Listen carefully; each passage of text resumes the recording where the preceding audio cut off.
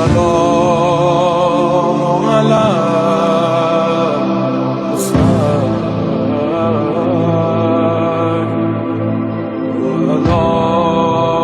علي أبدا. لا حول ولا قوة إلا بالله العلي العظيم. حسبنا الله ونعم الوكيل، نعم المولى ونعم النصير. أعوذ بالله من الشيطان الرجيم. بسم الله الرحمن الرحيم. الحمد لله الذي يؤمن الخائفين وينجي الصالحين ويجزاء المستكبرين ويهلك ملوكا ويستخلف آخرين. والصلاة والسلام على رسول الثقلين محبوب رب المشرقين والمغربين جد النصر والحسين نبينا سيدنا أبي القاسم محمد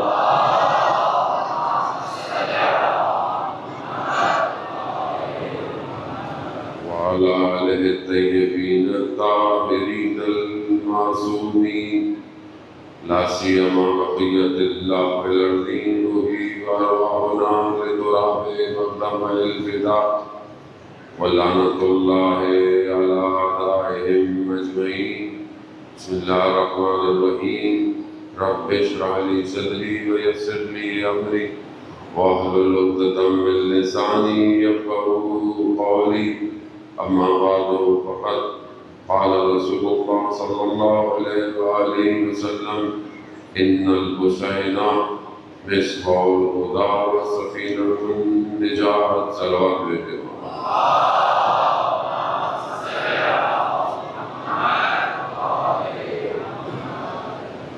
حضرات محترم، ماہ محرم کی شہر اور 5ویں شب ہے.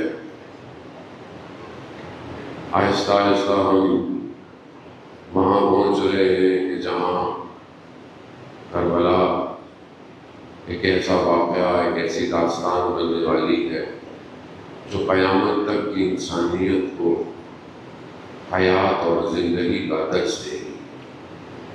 سید الشہداء کو پروردگار نے وہ بندگی عطا کی اور امام نے بھی بندگی کو اس کمال پہ پہنچایا جس کے بعد ہر بندہ اس بندگی کی تمنا کرتا ہے.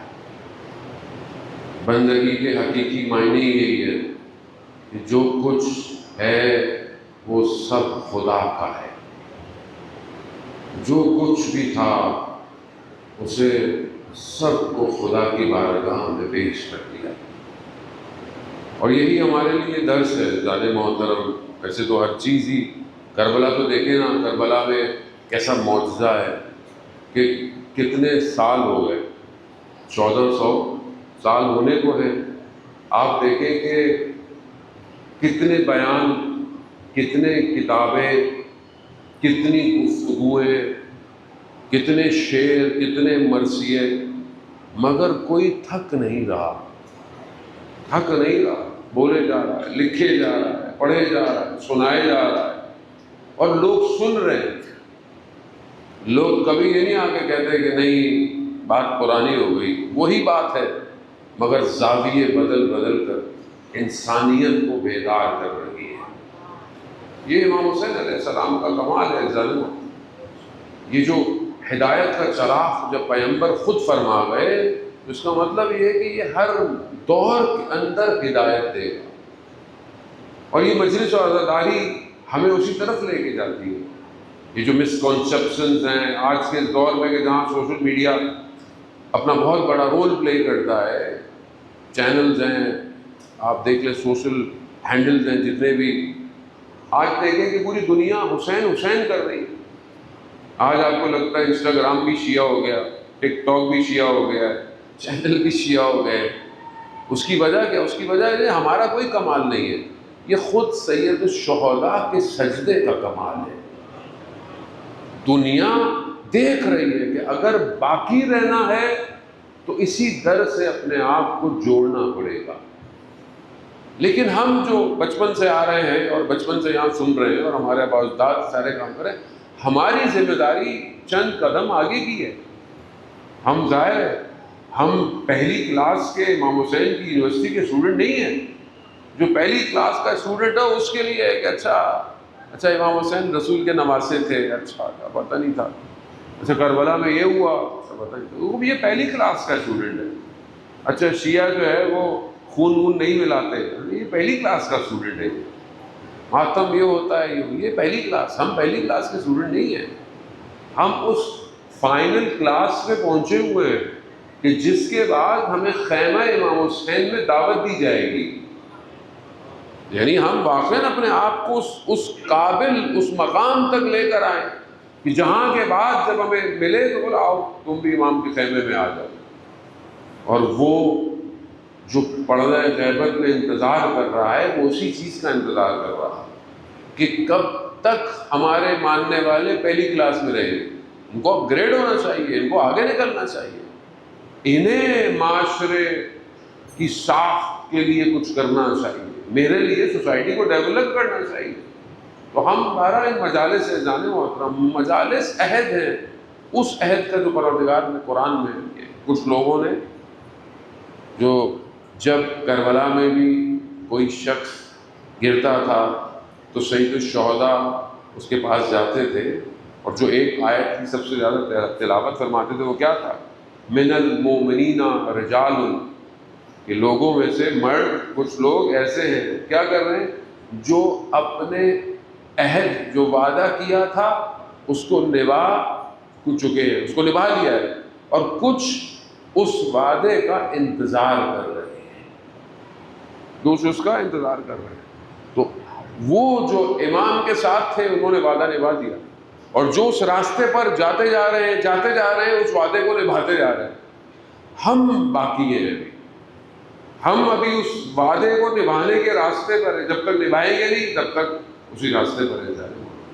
تو ہم یہ دیکھیں کہ خداوند متعال نے عہد لیا ہے، اور عہد لے کر روئے زمین پر انسان کو بھیجا ہے، وعدہ لیا ہے انسان سے۔ الستو کہا ہے لوگوں نے عالم ذر کے اندر، روحوں نے خدا کو اقرار کیا ہے۔ جس نے جتنی جلدی اور جتنا مضبوط اقرار کیا، خدا نے زمین پر اس کو اتنی ہی بڑی ذمہ داری عطا کی۔ اللہ کے ولی، اللہ کے نبی، آئمہ وہ ہیں کہ جنہوں نے خدا کے اس بات کو سب سے پہلے قبول کیا، اور جب آپ ولایت الہی کو قبول کرتے ہیں تو پھر آزمائش بھی اتنی ہی بڑھ جاتی ہے۔ جو چیز اس ٹائم ریکوائرڈ ہے عزیزان محترم، کیونکہ ہماری گفتگو یہی ہے کہ ہم اس کربلا سے ہم ظہور تک پہنچیں، یہی ہماری گفتگو ہے۔ معاشرہ سازی ہے، معرفت شناسی ہے، کربلا کی پہچان ہے، بصیرت ہے، دشمن شناسی ہے، یہ سارے موضوع اسی کے پیراہے کے اندر ہیں جو آپ کی خدمت میں بیان کرنے کی کوشش کی جا رہی ہے۔ وہ جو آخری زمانہ ہے وہاں فتنے بھی بہت زیادہ ہیں، بہت زیادہ فتنے ہیں۔ امام جعفر صادق علیہ السلام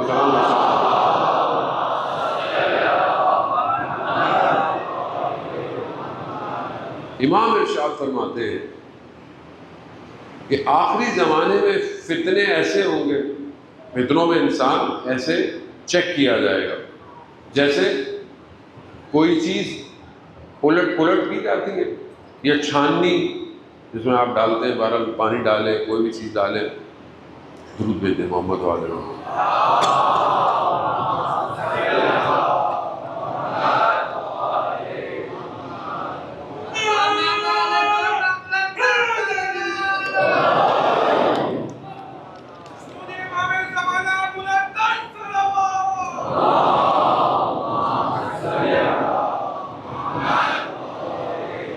جیسے چھاننی آپ چھانتے ہیں تو جو خالص ہوتا ہے وہ رک جاتا ہے، اور جو خالص نہیں ہے وہ گر جاتا ہے۔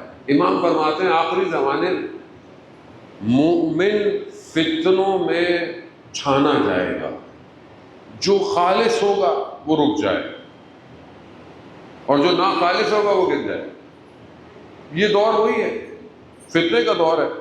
آپ کے سامنے مشکلات، فتنہ اجتماعی، فتنہ مذہب کے اندر، فتنہ سازشوں کے ساتھ، فتنہ ہر چیز ایک سازش کی طرح انسان کو کھینچے گی۔ جو بابصیرت ہوگا اس کو بھی میں اپنی حدیث آپ کی خدمت میں کہ جو اس کا مقابلہ کیسے کیا جائے۔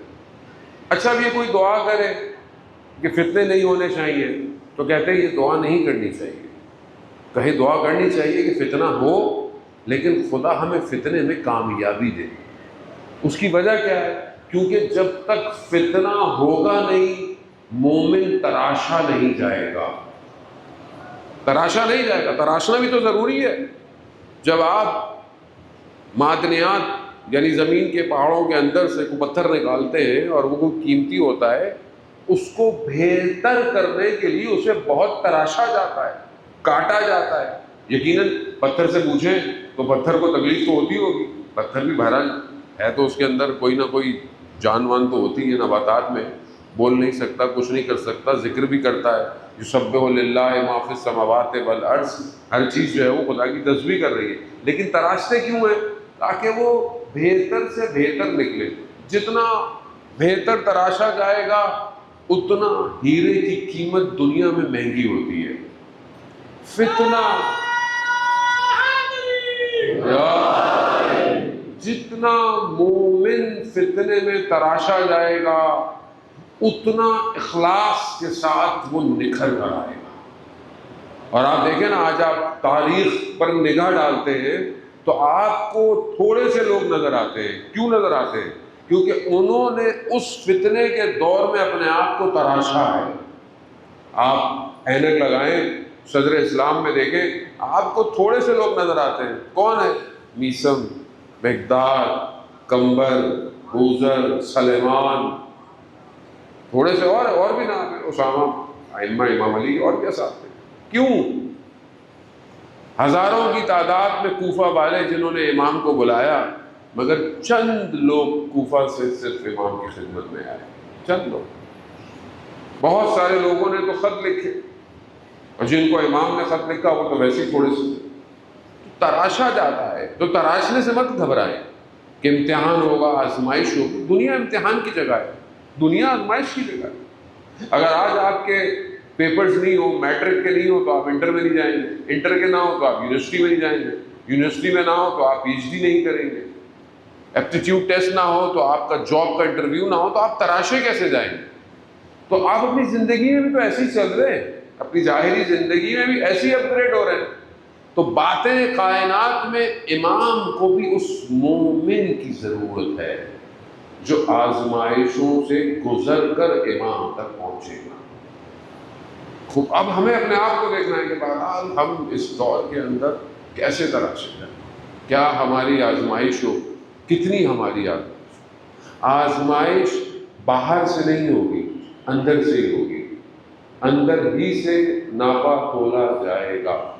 جیسے ائمہ علیہ السلام کے اصحاب تھے، لوگ تھے، خاص لوگ تھے ظالم۔ راوی کہتا ہے میں نے مدینہ میں دیکھا کہ لوگ نماز استغاثہ پڑھ رہے ہیں، بارش نہیں ہو رہی تھی، 2 رکعت نماز بارش کی بڑی جاتی پڑھ رہے ہیں، اور ایک سیاہ پوست یعنی سیاہ غلام رخسار کو زمین میں لگائے خدا کی بارگاہ میں کہہ رہا ہے کہ پروردگار اگر بارش نہیں آئی تو میں اپنے رخسار کو خاک سے نہیں ہٹاؤں گا۔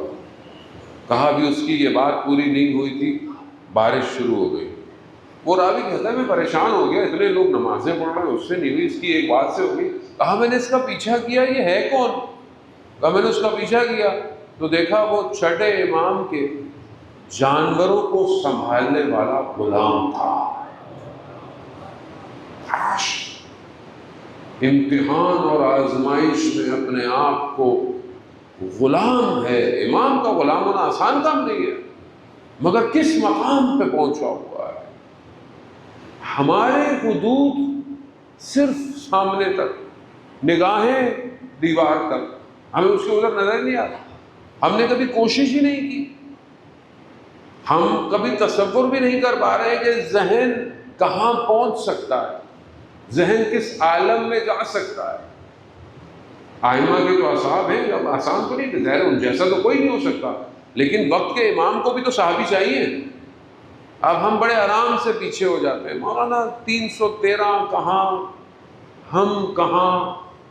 کیوں آپ ایسا سوچتے ہیں؟ کس نے آپ کو کہا کہ آپ نہیں ہو سکتے؟ اور صرف 313 تو نہیں ہے، 313 کے نیچے بھی بہت سارے ہزاروں کی تعداد ہے۔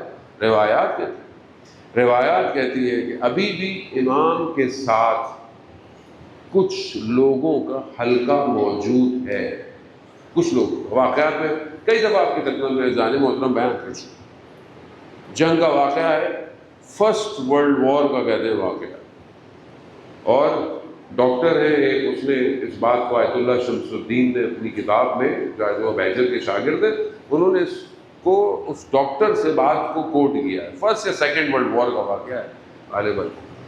وہ کہتے ہیں کہ ایک ڈاکٹر کو بھیجا گیا رومیا کے بارڈر پہ کہ وہاں پر لوگ مریض ہوں گے، زخمی ہوں گے، سولجرز، آپ وہاں پہنچا، اچانک سے دیکھا کہ ایک اسٹریچر ٹائپ کی جو بھی تھی، اس میں ایک بندے کو لا رہے ہیں، اس کو جو ہے وہ اس زمانے میں جو گولی ٹائپ کی تھی، جو بھی تھی، اس کو کمر میں کہتے ہیں لگی ہوئی، اس کو وہاں پہنچایا۔ جب اس کو دیکھا تو کہا کہ اس کو تو نکالنا پڑے گا، لیکن میرے پاس بے ہوش کرنے کے آلات نہیں ہے، میرے پاس ایسی چیز نہیں ہے کہ میں آپ کو بے ہوش کروں اور پھر اس کے بعد میں اس نے بولا کوئی مسئلہ نہیں ہے، مجھے بے ہوش کرنے کی ضرورت نہیں ہے، آپ جو ہے وہ بس جیسا بھی ہے مجھے کاٹیں اور اس کو نکال دیں۔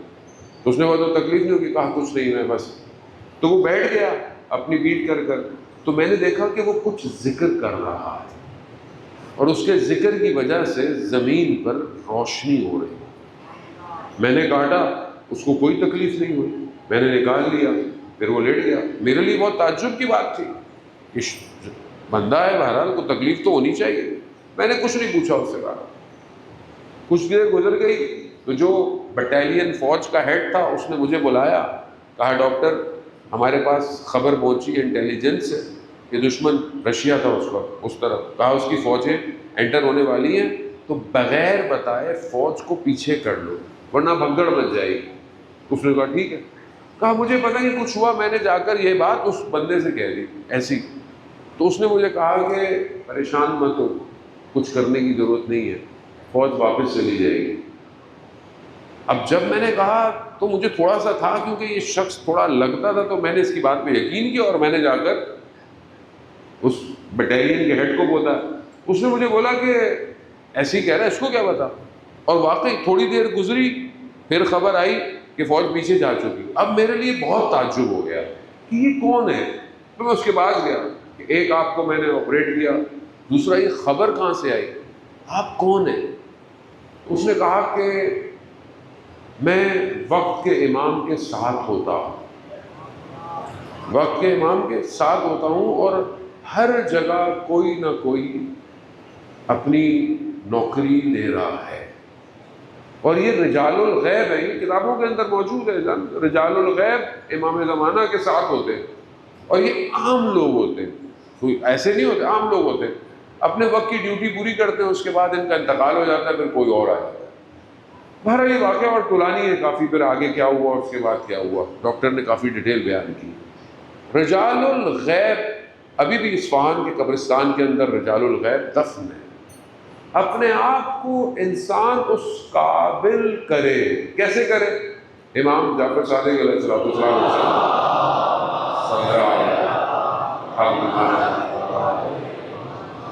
امام پیغمبر خدا سے اس حدیث کو بیان فرماتے ہیں کہ رسول خدا فرماتے ہیں کہ آخری زمانے کے لوگ افضل ترین لوگ ہیں۔ خود کس نے کہا ہے؟ پیغمبر نے کہا۔ پیغمبر کی بہت ساری حدیثیں ہیں ذہن محترم آخری زمانے کے لیے، کہا کہ یہ افضل ترین مردم ہیں، لوگ ہیں، کس سے؟ عام لوگوں سے، ہر زمانے کے لوگوں سے افضل ہے۔ کیوں؟ کیونکہ اللہ انہیں فہم، عقل عطا کر رہا ہے۔ یعنی ان کی سوچ، ان کی عقل جو ہے ان کی عام لوگوں سے، گزشتہ لوگوں سے اپ گریڈ ہے، اور یہ فہم اور عقل کا ہونا بہت ضروری ہے۔ جیسے پہلے میں نے آپ کی خدمت میں پہلے بھی کل بھی عرض کیا کہ خوف جو ہے وہ ایک سافٹ ویئر ہے جو ہمارے اندر پائے گا، لیکن جس کی عقل اپ گریڈ ہو جائے وہ خوف نہیں کرتا، اس کو خوف نہیں کرتا۔ عقل ہی ایک ایسی چیز ہے کہ جو اللہ نے انسان کے اندر رکھی ہے جو کسی اور مخلوقات میں نہیں رکھی۔ مخلوقات جتنی بھی ہیں ان کو اللہ نے آٹو پہ انسٹال کیا ہوا۔ شہد کی مکھی آٹو پہ ہے، جیسے پہلے شہد نکالتی تھی ابھی بھی ویسی نکالتی۔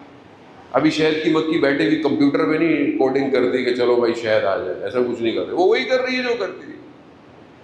باقی سارے جانور بھی وہی کر رہے ہیں، جبکہ اگر قرآن دیکھیں نا، آپ شعور دیکھیں، اس چونٹی کا شعور دیکھیں جو آپ قرآن کے اندر پڑھتے ہیں کہ جب حضرت سلیمان کا لشکر گزر رہا تھا تو اس نے کیا کہا چونٹیوں سے کہ اندر ہو جاؤ، لشکر روم نہ دے گئے۔ تو کہتے ہیں حضرت سلیمان نے اس کو اٹھایا، مسکرائے گیا۔ اس میں اتنا شعور تھا، مگر ابھی بھی چونٹیاں ویسے ہی ہیں جو 500 سال پہلے تھی، 1000 سال پہلے تھی، ویسی آتی ہے، ویسی کھانا جمع کرتی ہے، ویسی چلی جاتی ہے۔ اپگریشن کس میں ہے؟ انسان میں۔ صرف جو اپنے آپ کو اپ گریڈ کر سکتا ہے تو اشرف المخلوقات انسان ہی ہے، انسان۔ اور یہ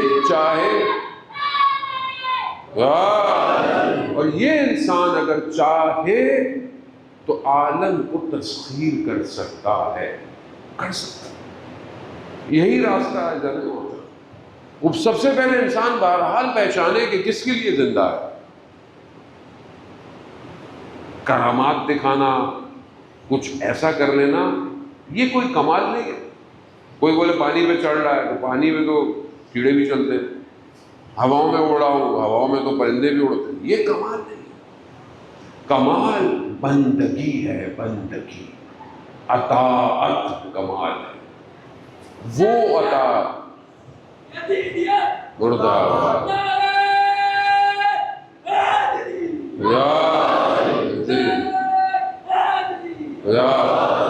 محترم، کمال بندگی ہے جو مولا متقیان نے کی، ایسی عبادت کہ جنگ میں تیر لگ گیا مگر تیر کو نکالنے کے لیے عبادت کا انتظار کیا جا رہا ہے۔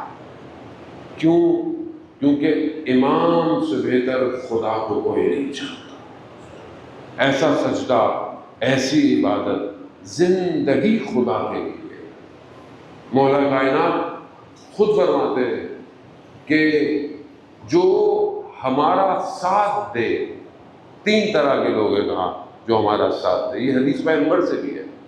وہ جو قلب سے ہمیں چاہے، قلب سے، اور پھر اس کی زبان بھی ہمارا ساتھ دے، اور اس کے ہاتھ یعنی اس کی تلوار بھی ہمارا ساتھ دے، اس کا مقام بہشت میں سب سے افضل ہے۔ یعنی قلب سے ساتھ دینا ہے، محبت کرنا ہے، مولا سے محبت کرنا ہے، امام سے، جو کہ اللہ کا شکر ہے ہم سب کے دلوں میں ہے۔ پھر زبان بھی ولایت کا اقرار کرے، جناب میثم تمار کی طرح۔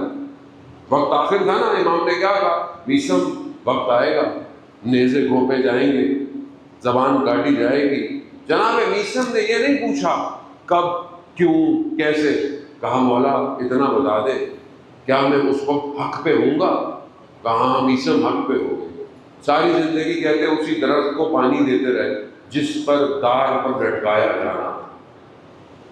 زبان سے بھی ابن عباس کو کہتے ہیں کہ اس وقت کا حاکم کیا کہتا ہے کہ تم جو ہے وہ علی کی فضیلتیں کرنا چھوڑ دو۔ کہا کیا میں قرآن کی آیتوں کی تلاوت چھوڑ دوں؟ زبان سے انسان کا۔ تیسرا، بہرحال اپنے ہاتھ سے، اپنی طاقت سے، اپنے کردار سے، اپنے کاموں سے، اپنے وجود سے ولایت کا ساتھ دے۔ عزیزان محترم، ہم قلب سے پہنچ چکے ہیں، ہم اپنے زبان سے بھی پہنچ چکے ہیں، ہم ولایت کا اقرار کرتے ہیں، نعرے لگاتے ہیں۔ تیسرا سٹیج ابھی ہم باقی ہمارے لیے کہ ہم اپنے ایکشن سے بتائیں، اپنے کرداروں سے، اپنے کاموں سے، اپنی جاب سے، اپنی اسٹڈیز سے، اپنی پلاننگ سے بتائیں کہ ہم امام کے چاہنے والے ہیں۔ اور یہ ممکن نہیں ہے جب تک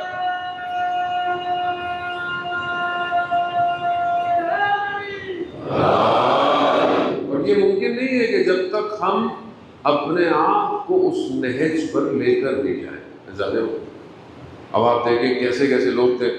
آیت اللہ شمس الدین اپنی کتاب میں بیان کرتے ہیں کہ عبد الکریم حائری، بہت بڑے مراجع جنہوں نے حوزہ علمیہ قم بنایا، خواب دیکھا کہ 2 دن رہ گئے تمہاری زندگی کو، سنجیدہ نہیں لیا خواب کو، اپنے کاموں میں لگ گئے۔ دوسرے دن باغ میں کربلا کے قریب تھے، اچانک سے طبیعت خراب ہوئی، گر گئے، کمبل آگے ڈالا، دیکھا ٹیمپریچر شدید ہو گیا، بخار شدید ہو گیا، اور وقت احضار آ گیا۔ ایسا لگا کہ بس اب دیکھا کہ آسمان ہٹا اور ملک الموت نیچے۔ ایک دم انہیں اپنا خواب یاد آیا کہ میں نے خواب دیکھا تھا۔ اسی وقت امام حسین سے توسل کیا، کہا مولا موت برحق ہے لیکن میرے ہاتھ خالی ہے، میرے پاس قیامت کے لیے کچھ نہیں ہے، مجھے ایک مہلت دے۔ بس یہ توسل کرنا تھا۔ کہتے ہیں کوئی شخص آیا اور اس نے ملک الموت کو کچھ کہا، تو انہوں نے کہا کہ جاؤ اس کو ابھی چھوڑ دیا، اس کو مہلت دے دی گئی ہے۔ یعنی اگر انسان واقعاً چاہے تو حسین اسے مہلت بھی دلوا سکتا ہے۔ تو یہ ہمارے اپنے اوپر ہے کہ ہمارا رابطہ۔ اور پھر آپ دیکھیں عبد الکریم حائری نے کیا کام کیا، اندازہ نہیں۔ آپ حوزہ علمیہ قم، بہرحال ہم بھی وہیں کے شاگرد ہیں، ظالم ہم تو، ہماری تو کچھ حیثیت ہی نہیں ہے۔ بڑی بڑی شخصیات آپ دیکھیں نا کہاں سے ہیں، روح اللہ خمینی، علامہ طباطبائی، شہید مدہری، کیا حوزہ اذان محترم، کتنی مہلت دی۔ حسین جسے زندگی دے دے پھر کون اس کی زندگی لے سکتا ہے؟ تو یہ بہرحال کام کرنا ضروری ہے۔ ہم اپنی پریکٹیکل زندگی میں دیکھیں، ایک عہد خدا نے ہم سے، اور دوسرا عہد بھی خدا نے لیا ہے کہ شیطان کی پیروی نہیں کرنی، طاغوت کی پیروی نہیں کرنی۔ امام حسین علیہ السلام کربلا میں آ کر قیامت تک بتا رہے ہیں کہ 2 ہی راستے ہیں، یا حق ہے یا پھر باطل ہے، تمہاری مرضی۔ انسان اپنا سودا کرے۔ جو امام کے مقابلے میں آئے تھے وہ دنیا پرست تھے، دنیا چاہتے تھے۔ نماز تو ادھر بھی تھی، قرآن تو ادھر بھی تھا، لیکن وہاں امام نہیں تھا۔ امام کو دنیا کے بدلے میں بیچ دیا۔ تو کہیں ہمارے دلوں میں بھی تو دنیا ویسی نہیں، ہمارے دلوں کے اندر دنیا کیسی ہے؟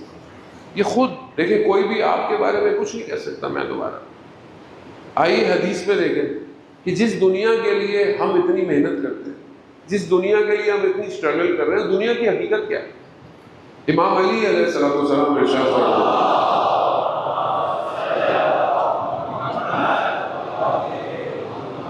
امام ارشاد فرماتے کہ جس دنیا کے پیچھے تم بھاگ رہے ہو، اس دنیا میں سب سے بہترین کھانے کی چیز کیا ہے؟ سب سے بہترین شہد۔ اور شہد کیا ہے؟ مکھی۔ شہد کی مکھی کا کیا ہے؟ لاب ہے نا، منہ سے نکالتے، پھولوں کو لاتا ہے، چوستا ہے، ڈالتا۔ سب سے بہترین کھانے کی چیز مکھی کے منہ سے نکلا ہوا لاب ہے۔ دوسری چیز امام کہتے ہیں سب سے بہترین چیز دنیا کی پینے کے لیے کیا ہے؟ پانی۔ کہا وہ پانی نیک آدمی کے لیے بھی ویسے ہی ہے جیسا وہ برے آدمی کے لیے ہے۔ اس پانی کے پیچھے بھاگ رہے ہو، برا بھی وہی پی رہا ہے، اچھا بھی وہی پی رہا ہے۔ تیسری چیز کہا سب سے بہترین لباس اس دنیا میں کیا ہے؟ ریشم، سلک، کیڑے کے منہ سے نکلا ہوا دھاگا، یہ دنیا کی قیمت ہے۔ سلک میں یا سب سے بہترین سواری مولا کیا کہتے ہیں؟ گھوڑا تو بہترین سواری ہے. ظاہر ہے ابھی تو آپ بولیں گے مولانا صاحب ہمارے پاس، ظاہر ہے اس زمانے کے حساب سے، لیکن گھوڑا آج بھی بہت قیمتی ہے، اور نسلی گھوڑا ہو تو بہت ہی قیمتی ہے. ابھی بھی گھوڑا یہ ایسی نہیں ہے. اور آپ یہ دیکھیں، بہرحال آپ مجھ سے بہتر جانتے ہیں، ابھی بھی گاڑیاں جو بکتی ہیں وہ ہارس پاور کے ساتھ ہی بکتی ہیں. ہارس پاور ہوتا ہے نا، اس گاڑی میں کتنا ہارس پاور ہے. تو امام علی نے ایسے نہیں کہا گھوڑا سب سے بہترین سواری ہے.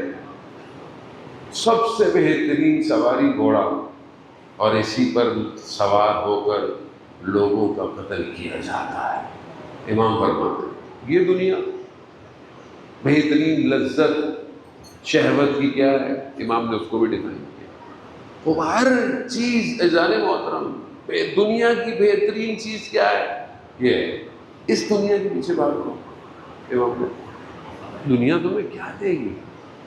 اگر دنیا میں کوئی چیز لذت ہے، بہترین ہے، تو وہ خدا کی عبادت ہے. اذان محترم، قیامت میں بہشت میں آپ کو سب ملے گا، سب ملے گا. انسان جو چاہتا ہے اس سے بھی زیادہ ملے گا. کیا چیز گھر والا ملے گی؟ کیا چیز قیامت میں آپ کو نہیں ملے گی؟ آیت اللہ شمس الدین ہی بیان کرتے ہیں، ایک عالم دین کو خواب میں دیکھا کہ ایک مجلس ہو رہی ہے، دیکھا دروازے پہ کھڑے ہوئے دروازے، اور انہوں نے کہا کہ ان کا تو انتقال ہو گیا، یہ کیوں آئے؟ تو کہا آپ کیوں آئے؟ اور نیک آدمی تھے، نیک آدمی. کہا آپ کیوں آئے؟ کہا یہ جو مجلس میں لوگ گریہ کریں گے نا، میں ان کے آنسوؤں کو جمع کر دے گا. کہا کیوں؟ کہا اس عالم میں سب کچھ ہے، آنسو نہیں ہے. کہا سب کچھ ہے. قرآن دیکھیں، جو آپ یہاں کریں گے وہاں اس کا رزلٹ ہے. اب جو وہاں آدمی جانا چاہتا ہے وہ یہاں تو نہیں ملے گی، وہاں تو نتیجہ ہے. حضرت عیسیٰ علیہ السلام کو جب نکال دیا گیا تو اپنی والدہ کے ساتھ وہ کہتے ہیں شہر سے باہر نکلے. راستے میں روزے کی حالت تھی، کچھ کھانے کو نہیں تھا، گھاس پھوس کھائی، لیکن ان کی والدہ کا انتقال، جناب مریم کا انتقال ہو گیا. بہرحال وہ حضرت عیسیٰ تھے، زندہ بھی کرتے تھے، پوچھتے تھے. انہوں نے اپنی ماں کے بدن سے سوال پوچھا کہ اگر آپ دوبارہ زندہ ہوں تو کیا کرے گی؟ کیا کرے گی؟ کیا آپ دنیا میں آنا چاہیں گی؟ کہا میں دنیا میں آنا چاہوں گی. کہا کیوں؟ کہا میں چاہوں گی کہ گرم دنوں میں روزے رکھوں اور سرد راتوں میں عبادت کروں. اس عالم میں یہ نہیں ہے. اس عالم میں نتیجہ ہے، نتیجہ ہے. یہی عالم ہے، یہی کچھ ہے جو آپ کے پاس فرصت ہے. آپ جوان ہیں ماشاءاللہ، یہ جوانی، یہ وقت پھر نہیں آئے گا. دنیا آپ کو انگیج کر رہی ہے، دنیا آپ کا وقت لے رہی ہے. ساری چیزوں کو فالو نہیں کیا جاتا، ہر چیز کو دیکھا نہیں جاتا. اپنے ذہن کو دنیاوی چیزوں سے آلودہ ہونے سے بچائیں. امام ہمارا انتظار کر رہے ہیں. آپ کبھی بھی کوئی کام کیا کریں، میں اپنی مثال دیتا ہوں جانے محترم، بہرحال میں آپ سے بہتر نہیں ہوں، آپ مجھ سے بہت بہتر ہیں، لیکن میں ہمیشہ زندگی میں بہت سارے کاموں میں انسان پھنستا ہے. کرنا چاہیے، نہیں کرنا چاہیے، جانا چاہیے، نہیں جانا چاہیے، مطلب ہوتا ہے انسان زندگی میں. ہمیشہ میں اپنے آپ کو امام زمانہ سے متصل کرتا ہوں. میں کہتا ہوں مولا اگر یہ کام مجھے آپ کے قریب کر رہا ہے تو مجھے موقع دے. اگر یہ چیز، یہ کوئی ریلیشن، یہ کوئی دوستی، یہ کوئی کھانے کی چیز، کوئی بھی چیز اگر مجھے آپ سے دور کرتی ہے تو مجھے اس سے دور کر دیں. بات کریں امام زمانہ سے، بات کریں ظالموں. وہ انتظار کر رہے ہیں، وہ ہمارا انتظار کر رہے ہیں. ہم سمجھتے ہیں ہم ان کا انتظار کر رہے ہیں، وہ ہمارا انتظار کر رہے ہیں کہ یہ کب آئیں گے اس طرف. تو اگر ہم اپنے ذہن کو دنیاوی آلودگی سے پاک کریں گے تو یہ عقل رشد کرے گی، اپ گریڈ ہوگی. اور جب یہ عقل اپ گریڈ ہوگی تو یہ مشاہدہ کرے گی امام کا. یہ خود امام کو دیکھیں، امام تک پہنچ جائے گی. بڑے بڑے علماء، حتیٰ جوانوں کے واقعات آپ کی خدمت میں بیان کر رہے ہیں. جوان شہداء کے واقعات، ایسے ایسے واقعات ہیں کہ انسان واقع اس دور کے اندر بھی اتنے واقعات ہیں جوانوں کے. کیونکہ اپنے امام کی قربت کے لیے تیار ہیں، اپنے امام تک جانا چاہتے ہیں۔ اب یہ دیکھ بڑا جو جوان یہ ہمارے درمیان میں تھا، حمزہ، یہ تابوت کمیٹی میں بھی تھا، علم بھی بناتا تھا، کوز حسین کے اندر بھی تھا۔ بھی میں ان کے والد سے مل کر آیا، ان کی والدہ نے مجھے بتایا کہ مولا امام رضا علیہ السلام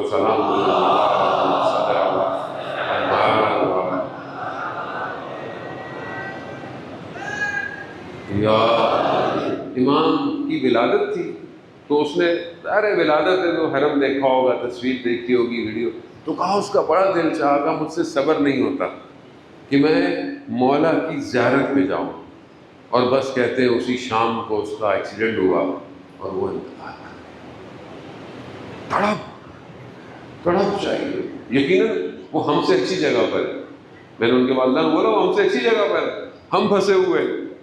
من ماتا حب آل محمد ماتا شہیدہ، ویسے بھی حادثے کی موت، اہل بیت کی محبت کی موت، زندگی اہل بیت کے رستے پہ گزاری جائے تو شہادت ہی ہے نا۔ ہم پھنسے ہوئے، ہمیں اپنے آپ کو امام تک لے کے جانا ہے۔ اذان محترم، اب آپ دیکھیں کربلا ایسی ہی داستان ہے جہاں پر ہر ماں نے اپنے بچوں کو امام تک پہنچایا۔ بہت سارے لوگ ہیں کربلا میں، آپ کے سامنے مخصوص شبیں جو ہیں وہ شروع ہو گئی ہیں، شہادت کے ایام میں۔ آپ دیکھیں کربلا کا جو کربلا ایمان، اگر زینب نہ ہو، کربلا میں رہ جاتی اگر جناب زینب نہیں ہوتی، رہ جاتی کربلا۔ پوری یزید کی جتنی محنت تھی، جتنا اس نے سوچا، کتنا اس نے کام کیا، سب کو ختم کر دیا جناب زینب۔ وہ سمجھا امام حسین کو ختم کر دیں گے، یہ سب کربلا میں رہ جائیں گے، خواتین کو اسیر کر لیں گے، لیکن انہیں کیا پتا تھا کہ امام اپنے ساتھ کسے لے کر آئے۔ روکنے والوں نے تو روکا، کئی لوگوں نے آپ جا رہے ہیں تو خواتین اور بچوں کو تو چھوڑ جائیں، لیکن امام جانتے تھے کہ یہ کربلا کا پیغام دنیا میں کیسے جائے گا، اس کی تیاری تھی۔ جناب زینب کا کردار اذان محترم بہت ضروری ہے۔ دیکھیں ہمارے پاس دو راستے ہیں، امام حسین کا راستہ، اپنے آپ کو اس راستے پر لے جاؤ، کام کرو کہ شہید ہو جاؤ، شہید ہو جاؤ، اس سے بہتر کوئی راستہ نہیں ہے۔ اور اگر جب تک زندہ ہو تو زینبی راستہ اختیار کرو، کام کرو، تبلیغ کرو، محنت کرو، دشمن کو للکارو، دشمن کو پہچانو، اس کی سازشوں کو ختم کرو۔ وہ برین کی ضرورت ہے نا، اسٹریٹجی کی ضرورت ہے۔ آج آپ کے سامنے دیکھیں حالات، بہرحال آپ کے سامنے ملک کے اپنے مسائل ہوتے ہیں، ہمارے اپنے مسائل، کہیں کہیں آپ دیکھیں کہ بہرحال دیکھیں تشیع تو ہے بھی وہی نا۔ ہم آج تک مولا علی کے قاتل کو نہیں بھولے، ہم آج تک امام حسن کے قاتلوں کو نہیں بھولے، ہم آج تک امام حسین کے قاتلوں کو، ہم کسی امام کے قاتل کو نہیں بھولے، آج تک نہیں بھولے، آج تک ہم اس کو یاد رکھتے ہیں، انتظار اسی کا کر رہے ہیں جو پردہ غیبت سے آئے گا، ان سب کے قتلوں کا بدلہ لے گا۔ منتقل، امام کا نام منتقل یہ۔ تو ہم کیسے ہو سکتا ہے کہ نائب امام کے قاتل کو بھول جائیں؟ کیسے ہو سکتا ہے کہ ہم یہ بھول جائیں کہ امریکہ نے ہمارے مراجع کو، ہماری ولایت جیسی شخصیت کو، ہمارے روحانی باپ کو؟ ظاہر ہے دیکھیں ہر فرقے کا کوئی نہ کوئی تو ظاہری ایک پیشوا ہوتا ہی ہے نا۔ اب کوئی سیاسی طور پر مانے نہ مانے کوئی فرق نہیں پڑتا، لیکن روحانی پیشوا تو ہوتا ہی ہے۔ اور وہ شخصیت کہ جس کو پوری دنیا مانتی ہو، سنی بھی مانتا ہے، شیعہ بھی مانتا ہے، کرسچن بھی مانتا ہے، ہندو بھی مانتے ہیں کہ بھئی جوان مرد یہی تھا، شجاعت اسی کے پاس تھی، چھپ کے نہیں بیٹھا، کھڑا رہا اپنے مولا کی طرح، راستہ وہی تھا۔ اب اگر کوئی اس کو مار دے تو کیا ہم اس کو بھول جائیں؟ بھول جائیں کیا؟ نہیں بھولیں گے ہم۔ اب آپ ہم اگر کہیں مردآباد امریکہ لکھتے ہیں، کچھ لکھتے ہیں، ٹھیک ہے مشکلات ہوں گی، ہوتی رہیں، دنیا بھر میں مشکلات ہوتی ہیں، وہ انسان دیکھے، انسان کو ایک وقت آتا ہے اپنی آئیڈیالوجی کو ثابت کرنا پڑتا ہے۔ آپ کو زندگی میں ایک وقت آئے گا کہ آپ کو یہ فیصلہ کرنا ہے، یا میں اپنے عقیدے پہ قائم رہوں یا پھر اپنی دنیا لے لوں۔ کربلا یہ سکھاتی ہے، اگر عقیدہ ہے تو پھر سب کچھ ہے، اور اگر عقیدہ نہیں ہے تو بیچ دو پھر جو بیچنا۔ کوفہ والوں نے تلواریں بیچ دی، مسلم کو اکیلا چھوڑ دیا، تو آپ بھی بیچ دو پھر۔ تو اب اگر وہ قاتل ہے، کہیں جھنڈا لگا ہوا ہے، حکومت آ کے اگاڑ رہی ہے، پولیس آ کے اتار رہی ہے، تو آپ اتارتے جاؤ بھائی، ہم تو لگاتے رہیں گے۔ تو میں جوانوں سے کہا ڈی موٹیویٹ ہونے کی ضرورت نہیں ہے، وہ اپنی ڈیوٹی کر رہے ہیں، آپ اپنی ڈیوٹی کرو۔ روحانی پیشوا ہے جان محترم، آپ کیسے کسی قوم، کسی ملت سے اس کے روحانی پیشوا کی طاقت چھین سکتے ہیں؟ کیسے چھین سکتے ہیں آپ؟ اگر آج ہم سید مصطفیٰ خامنائی کی تصویر لگا رہے ہیں، ہمارا روحانی پیشوا ہے۔ ہر کسی کا ظاہری طور پر امام ہوگا سب کا، بوریوں کا امام، اسماعیلیوں کا امام، سب کا امام، تو ہمارے امام کی تصویر آپ کو کیوں چبھتی ہے؟ کیوں چبھتی ہے آپ کو؟ آپ کو تو شکر کرنا چاہیے، آپ کے لیے انہوں نے، آپ اس قابل دیکھیں جانے محترم، آج پاکستان کو کتنی عزت ملی، پاکستان کو کس نے عزت دی، کس نے استقامت دی؟ ٹھیک ہے، اس میں ہماری فوج کا اچھا کردار ہے، ہماری فورن منسٹری کا اچھا کردار ہے، مگر جو نیچے بیٹھے ہوئے ان کو سمجھ میں نہیں آتا۔ اس بغض کو ختم کر دیں امت سے۔ اگر دنیا میں اسلام کو کوئی بچائے گا تو یہ علی والا بچائے گا۔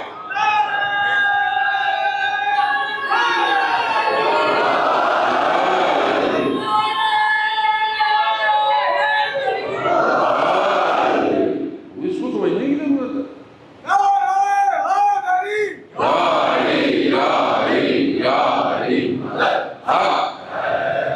دو راستے، اللہم صلی اللہ، دو ہی راستے، یا حسینی شہید ہو جاؤ، وہ شہید ہو جاؤ، جتنا مارو گے اتنا ابھریں گے، جتنا کاٹو گے اتنا بکھریں گے۔ ہم مرنے والے نہیں ہیں، نہ ہم ختم ہونے والے ہیں، ہم قیامت تک ایسے ہی رہیں گے۔ یا جناب زینب کی طرح یزید کے درباروں کو للکارتے ہو، اس کو خاموش ہو جاؤ، خاموش تھے۔ دور جینے کا دور ہے، دور نشاط تشیع کا دور ہے، دنیا کو بتانا ہے، حقانیت اسی کے اندر ہے، یہی حق ہے۔ مولا متقیان حضرت علی ابن ابی طالب علیہ السلام صلی اللہ علیہ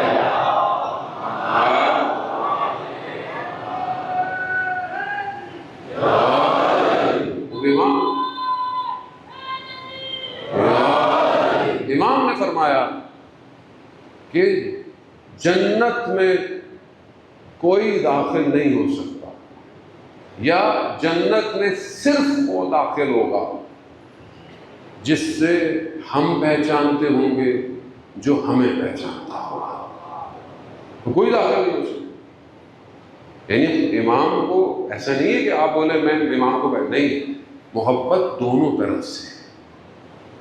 اگر ہم امام سے محبت کرتے ہیں تو امام بھی ہم سے محبت کرتا ہے، نہیں ہو سکتا انسان۔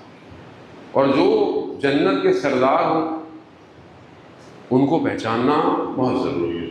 بہرحال آپ کا وقت لیا، جان محترم، درد دل تھا بھرا، بیان کرنا تھا ورنہ دل میں رہ جاتا، اور ویسے ہی دل آج کل بہت نازک ہے، بہت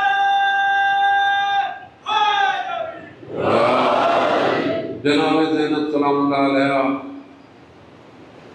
اپنی پوری زندگی اپنے امام کے لیے، 28 رجب آپ جانتے ہیں جب امام نے وہ پڑھا کہ کون کون جائے گا، دیکھا جناب زینب کا نام نہیں ہے، اچانک سے بھائی کے پاس آئیں، بھائی میرا نام، کہا آپ جناب عبداللہ کے عقد میں ہیں، آپ اپنے شوہر سے، شریعت بھی یہی کہتی ہے، بے شک امام ہے، شریعت یہی کہتی ہے، اور امام بھی شریعت کے پاسدار ہے، اپنے شوہر سے پوچھیے، شوہر اگر آپ کا اجازت دے۔ آپ جانتے ہیں جناب عبداللہ مریض ہیں، ان کو جو ہے وہ کہتے ہیں کہ طبیعت ٹھیک نہیں تھی، غشی کی حالت میں، یہ کہتی ہیں ان کے کنارے جا کر بیٹھ گئی، سسکیاں لینے لگی، سسکیاں لیتے لیتے گریا کیا، گریا کرتے ہوئے آنکھوں سے آنسو نکلا، آنسو جیسے ہی جناب عبداللہ کو آنکھ کھل گئی، کہا شہزادی کیا ہو گیا؟ کہا حسین مدینہ چھوڑ کے جا رہے ہیں۔ سننا تھا تو کہا پھر؟ کہا آپ اجازت؟ کہا شہزادی یہ تو مولا نے نکاح پڑھاتے ہوئے شرط رکھی تھی کہ آپ کو حسین کے ساتھ جانے دوں گا، خواب جائے۔ بیوی جانے لگی تو پھر آواز دی، شہزادی رکی، سوچی کہ شاید کہیں پتہ نہیں جو کہا ہے ارادہ بدل نہ گیا اور شوہر ہے۔ کہا یہ دو نشانیاں ہمارے لیے جائیں گے، کون محمد، اور جب وقت پڑے تو قربان کر دیجیے اولاد۔ عزیزان محترم، اولاد سے محبت تو بڑی ہوتی ہے نا انسان کو، لیکن تربیت بھی بڑی ضروری ہے۔ یہی تربیت ہے آج ہم اپنی اولاد کی تربیت واقعاً کر رہے ہیں کہ آج امام زمانہ اگر ہم سے کہے کہ اپنی اولاد دے دو، کیا ہم دیں گے؟ کربلا یہی سکھاتی ہے کہ آپ کو اپنے بچوں کی تربیت ایسے کرنی ہے۔ جانے وقت گزر گیا، روزے عاشور آ گئی، جو بھی جنازہ آتا تھا وہ ایک بڑا خیمہ تھا، اس پہ آ کے رکھا جاتا۔ اس سے پہلے کہ امام حسین اس کو دیکھتے ہوتے یا ساتھ لے کر جناب زینب موجود ہوتی تھی، ہر بدن پر جناب زینب ہو، کیوں کہ کہیں بھائی کو یہ احساس نہ ہو کہ وہ اکیلا ہے، بھائی کے ساتھ ساتھ ہر غم ہر خوشی بھائی کے ساتھ ساتھ۔ یہاں تک کہ بعض مقتل کہتے ہیں کہ جب جناب علی اکبر گرے تو کہتے ہیں کہ اس سے پہلے امام حسین پہنچتے جناب زینب پہنچ گئی۔ بعض مقتل کہتے بھائی کے ساتھ، بھائی کا درد جانتی تھی جناب زینب۔ عزیزان محترم، اون اور محمد کو تیار کیا، اجازت نہیں ملتی۔ امام حسین نے ایسے سب کو اجازت نہیں دی، زینب بڑی مشکل سے اجازت، جب بھی اجازت لینے جاؤ واپس جناب زینب اجازت ملی۔ کہتے ہیں دونوں بھائی میدان کی طرف گئے۔ یہ دو بچے بڑے مہم ہیں جانبوں پر۔ ایک جناب مسلم کی جوڑی ہے تو بچے مختلف روایات ہیں نا جناب مسلم کے بچوں کے لیے کہ کاروان کے ساتھ تھے، الگ ہو گئے، گرفتار ہو گئے، سال رہے، پھر نکلے۔ آج کہتے ہیں نہیں، جناب مسلم کے ساتھ گئے تھے لیکن جب سب نے چھوڑ دیا تو بچے بھی الگ ہو گئے۔ ان بچوں کے ساتھ آپ جاتے ہیں زیارت پر، مسیت پر، خدا آپ کو زیارت کی توفیق دے۔ یہ دونوں بھی گئے، حیدر کرار کے نواسے تھے، عباس کے شاگرد تھے، جتنا لڑ سکتے تھے لڑتے رہے،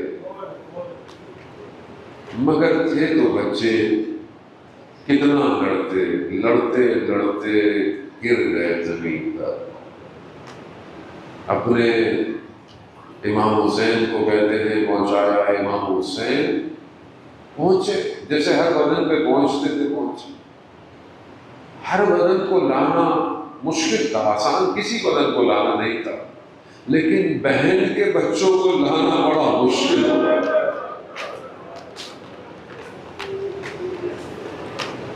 ہمارا تو کوئی ہم مقابلہ نہیں کر سکتے، نہ ہی ہم، لیکن اب بہرحال بہن ہوتی ہے نا، انسان بہن سے محبت کرتا ہے، کوشش کرتا ہے اس کو تکلیف نہ ہو، اس کے بچوں کو تکلیف نہ ہو۔ عزاداران محترم، بہن بھی زینب ہو، بھائی بھی حسین جیسا ہو، نہ جانے کیسے امام حسین اون و محمد کو لے کر آئے۔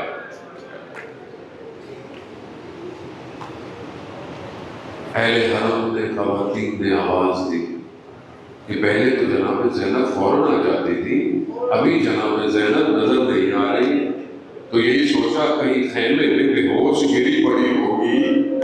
اچانک سے خیمے میں جا کر کیا دیکھا؟ جناب زینب سجدے میں، کہہ رہی پروردگار دو نشانیاں بھیجی ہیں، اسے اپنی بارگاہ میں قبول کر۔ اہل حرم نے کہا بی بی شہزادی بچے آ گئے۔ گھبرا کے اٹھ گئی، بچے آ گئے؟ بچے تو بھیجے تھے قربان ہونے، بچے کیسے آ گئے؟ جیسے ہی جا کر دیکھا، ایک طرف عمر بدن ہے، ایک طرف محمد کا بدن ہے، درمیان میں امام حسین سر جھکائے کرے، بہن سے آنکھیں نہیں ملا رہے۔ جناب زینب نے بدنوں کو کنارے کیا، سر سجدے میں رکھا، کہا پروردگار تیرا شکر، تم نے میری قربانی قبول کر لی۔ عزاداران محترم، بس ابھی شبیہ تابوت، بس ایک دو مراحل اور ہیں، آپ سے تماسے دعا۔ جناب زینب روز عاشور اپنے بچوں پر گریہ نہیں کیا، گریہ نہیں کیا، روتی رہی، قاسم کو روتی رہی، میرے حسن کا بیٹا، اکبر پر تو جان قربان، روتی رہی۔ عباس کے بچوں میں سب پر گریہ کیا، ہوا بہلا، اور وہ جو گریہ تھا جناب زینب کا، وہ جو 11 محرم کو سواری سے نیچے گرا کر اپنے بھائی کے بدن کی حالت کو دیکھ کر حسن حسین، حسین ہے مرمم بالدماء، خون میں غلطی تا خاک کربلا کی، حسین وہ گریہ کیا، دشمن رونے لگا۔ سواری اچھلی کوفہ، شام، زندان، 40 میں پلٹی، گرا دیا بھائی کے بدن پر، بچوں ہونا گئی، مدینہ پہنچی، مدینہ کے دروازوں کو دیکھا، وہ جناب کلثوم کا مشہور جملہ ہے نا، اے مدینہ کس سر کے تاجوں کے ساتھ گئے تھے، خاک کے ساتھ آ رہے، اے مدینہ۔ عزاداران محترم، وہ زینب جس نے پورے اس راستے پر گریہ نہیں کیا، جب مدینہ پہنچی نانا کے روزے پر رو لیا، اب جب گھر میں گئی، حجروں کو دیکھا، بستروں کو